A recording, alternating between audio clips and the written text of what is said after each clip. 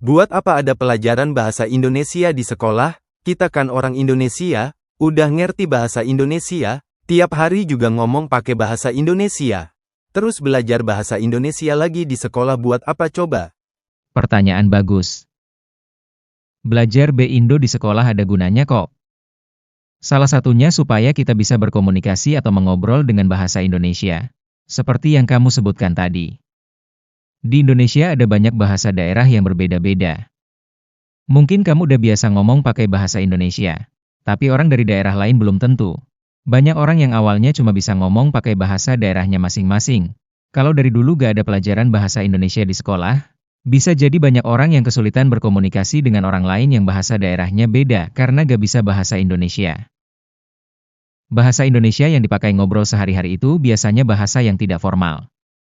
Pelajaran bahasa Indonesia di sekolah juga mengajarkan kita cara membedakan mana bahasa yang formal dan mana yang tidak. Ini penting karena kalau kita mau mengisi acara resmi, membuat surat resmi, bahkan untuk melamar pekerjaan di beberapa tempat, kita harus menggunakan bahasa formal. Ribet amat, kenapa harus ada yang formal sama yang enggak formal? Kenapa gak dibikin sama aja? Bahasa formal itu kesannya lebih sopan, tapi kaku, ribet, dan gak asik. Masyarakat bikin kata-kata yang gak formal supaya kesannya lebih santai, asik, simpel, dan keren.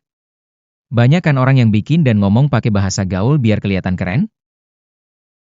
Emang mau dibikin aturan yang melarang bikin bahasa tidak formal? Atau mau bikin aturan bahasa formal boleh diganti bahasa gaul? Kalau gitu pas bahasa gaul nambah terus, kita jadi harus belajar bahasa gaul biar bisa ngerti. Malah tambah ribet kan? Belajar bahasa Indonesia juga bisa melatih logika dan kreativitas kita. Saat kita mengerjakan soal yang mengharuskan kita memahami suatu teks, di situ logika kita diasah.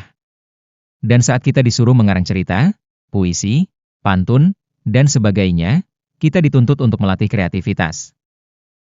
Selain itu, ada banyak pekerjaan yang memerlukan kemampuan bahasa Indonesia yang baik, misalnya penulis, jurnalis, pembawa acara, dan lain-lain.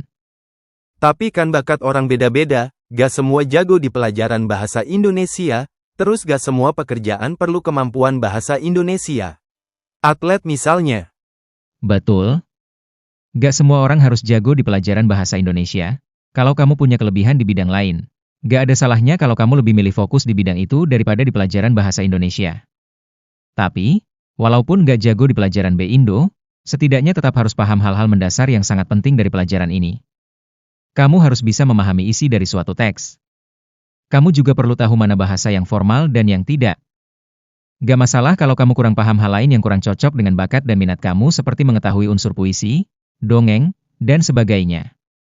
Tapi kalau cuma memahami suatu teks doang kamu gak bisa sih keterlaluan.